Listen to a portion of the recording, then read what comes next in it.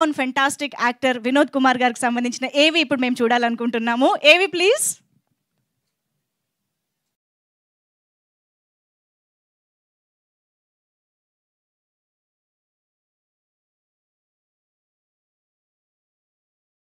ఉండే తత్వం, సినిమా ద్వారా ప్రజలకు ఏదో చెప్పాలనే తాపత్రయం, కలగలిసిన నిండైన రూపం మన వినోద్ కుమార్. ఇప్పుడు మనం south India star, pan India star అని మాట్లాడుకుంటున్నాం.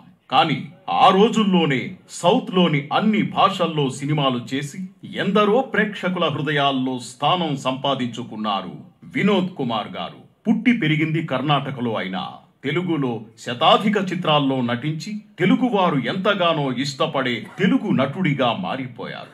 ఎటువంటి బ్యాక్గ్రౌండ్ లేకుండా వచ్చి ఎన్నో సినిమాలకు బ్యాక్ బోన్ గా నిలిచారు. మౌన పోరాటం చిత్రంతో తెలుగు సినీ పరిశ్రమలో నటుడిగా ప్రస్థానాన్ని మొదలుపెట్టిన ఆయన అనతి కాలంలోనే అగ్ర నటుడిగా ఎదిగారు.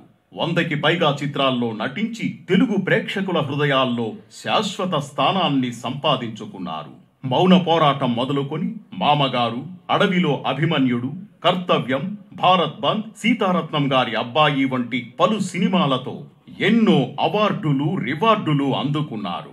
ఓవైపు కథానాయకుడిగా సినిమాలు చేస్తూనే మరోవైపు ఇతరుల సినిమాల్లో ముఖ్య పాత్రలు పోషించడానికి ఏమాత్రం వెనుకాడలేదు. కమర్షియల్ చట్రంలో చిక్కుకోకుండా తన సినిమాల ద్వారా ప్రజలకు ఎంతో కొంత నీతి చెప్పాలని ప్రయత్నించారు వినోద్ కుమార్.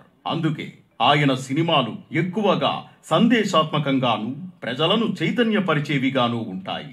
హిట్ ఫ్లాప్లతో సంబంధం లేకుండా వినోద్ కుమార్ నటించిన ఎన్నో సినిమాలు టీవీలలో అత్యధిక వీక్షకాదరణ పొందాయంటే దానికి కారణం ఆయన ఎంచుకున్న కథలు, పాత్రలు అనడంలో ఎటువంటి సందేహం లేదు.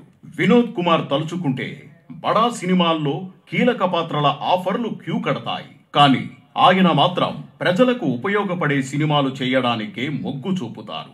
గ్లామర్ ఫీల్డ్లోనూ తాను నమ్మిన విలువల గ్లామర్ను ఫాలో అవుతారు.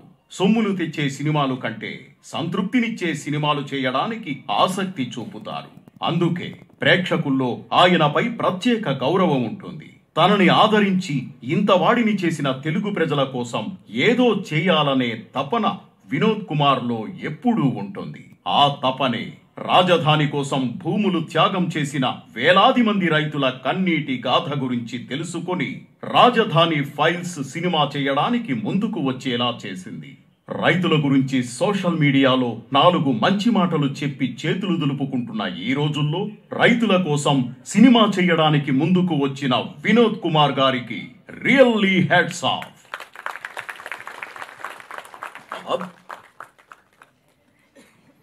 ఎస్ వినోద్ కుమార్ గారు ఇలాంటి ఎన్నో మంచి చిత్రాలతో మమ్మల్ని అరుదుగా కాకుండా కొంచెం ఫ్రీక్వెంట్ గా కూడా పలకరించాలని కోరుకుంటూ thank you sir, thank you so much. And in fact actually మీ ఇద్దరిని ఇలా చూడడం కూడా చాలా సంతోషంగా ఉంది. I think after long time ఈ కాంబినేషన్ మళ్ళీ కుదిరింది అనుకుంటా. సో వాణి విశ్వనాథ్ గారి గురించి అసలు స్పెషల్ ఇంట్రొడక్షన్ అవసరమా చెప్పండి. ఇప్పటికీ ఘరానా మొగుళ్ళలోని వాణి విశ్వనాథ్ గారు